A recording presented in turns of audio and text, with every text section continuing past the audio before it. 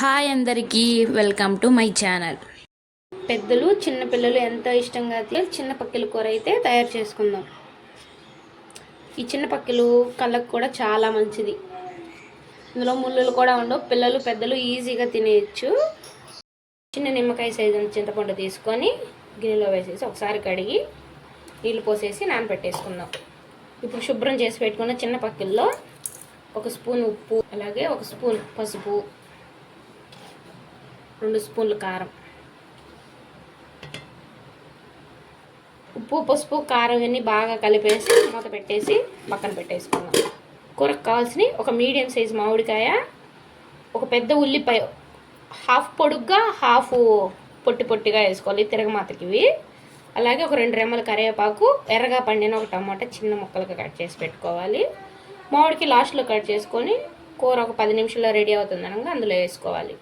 ఒక స్పూన్ ధనియాలు, అలాగే హాఫ్ స్పూన్ మెంతులు ఇవి వేసి లైట్గా 50% ఫ్రై చేసుకోవాలి. 50% అయితే ఫ్రై అయ్యి ఇప్పుడు మనం హాఫ్ స్పూన్ జీలకర్ర, అలాగే హాఫ్ స్పూన్ ఆవాలు వేసి ఆవాలు చిటపటమన్నాక ఇలా దోరగా ఫ్రై చేసుకోవాలి కలుపుతూ. ఇవి ఫ్రై అయిపోయాయి. స్టవ్ ఆఫ్ వేసుకొని చల్లారాక మనం మిక్సీ పట్టేసుకోవాలి. మెత్త పౌడర్లా మిక్సీ పట్టేసుకుందాం. ఇప్పుడు మనం స్టవ్ పైన కూర కోసం ఒక గిన్నె పెట్టుకొని, చేపల కూర కాబట్టి కాస్త ఎక్కువ ఆయిల్ పట్టుద్ది. నూనె అయితే వేడెక్కిపోయింది. హాఫ్ స్పూన్ మెంతులు, అలాగే ఒక స్పూన్ ఆవాలు వేసి చిటపట పట్టినాక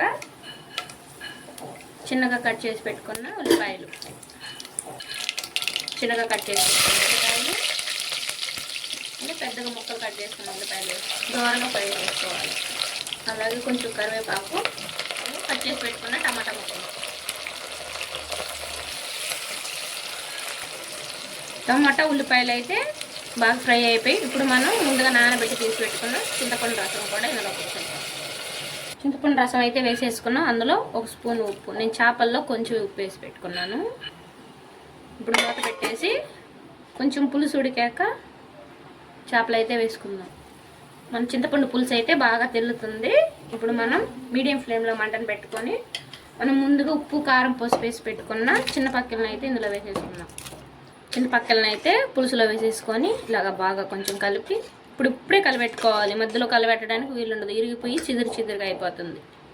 బాగా కలిపి మంటను హై ఫ్లేమ్లో పెట్టుకొని మూత పెట్టేసుకొని హై ఫ్లేమ్లో 10 నిమిషాలు ఉడికాక లో ఫ్లేమ్లో పెట్టేసుకోవాలి. తర్వాత మూత పెట్టేసి 10 నిమిషాలు హై ఫ్లేమ్లో ఉడికిద్దాం. మన కర్రీ అయితే 50% రెడీ అయిపోయింది. ఇప్పుడు మనం దంచి పెట్టుకున్న మసాలా పొడి అయితే ఇందులో వేసేసుకుందాం. చిన్న మంట మీదే మనం ఇలా అడుగు పట్టేయకుండా ఇలా తిప్పితే మసాలా పొడి అంతా అన్నీ చేపల దగ్గర చేరుతుంది. మనం మూత పెట్టుకొని నిదానంగానే లో ఫ్లేమ్లోనే ఒక 5 నిమిషాలు ఉడికిచ్చేసుకుందాం. మన చేపల కూర అయితే చిక్కబడిపోవచ్చింది. ఇప్పుడు మనం పచ్చి మామిడికాయ ముక్కల్ని వేసుకుందాం. కొంచెం పెద్ద సైజులోనే కట్ చేసుకుందాం. వేసేసుకొని ఒక 10 మినిట్స్ లో ఫ్లేమ్లోనే మామిడికాయ ఉడికేంత వరకు ఉడికించుకుంటే మన కూర రెడీ అయిపోతుంది. మూత పెట్టేసుకొని మనం లో ఫ్లేమ్లో ఒక 10 మినిట్స్ ఉడికించుకుంటే సరిపోతుంది. మన కూర అయితే రెడీ అయిపోయింది. చూసారా మామిడికాయ ఎంత బాగా ఉడికిందో, పర్ఫెక్ట్గా ఉడికింది. పులుసు కూడా చిక్కగా వచ్చింది.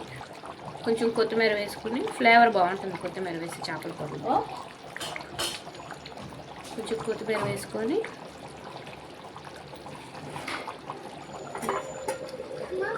స్టవ్ ఆపేద్దాం. ఇది కాస్త చల్లారాక తింటే చాలా బాగుంటుంది. నెల్లూరు స్టైల్ చిన్న చేపల కూర లేదా చిన్న పక్కిల కూర అంటారు. మీలో ఎవరికైనా నా వీడియోస్ నచ్చినట్టయితే please like, share and subscribe for more videos. Thank you.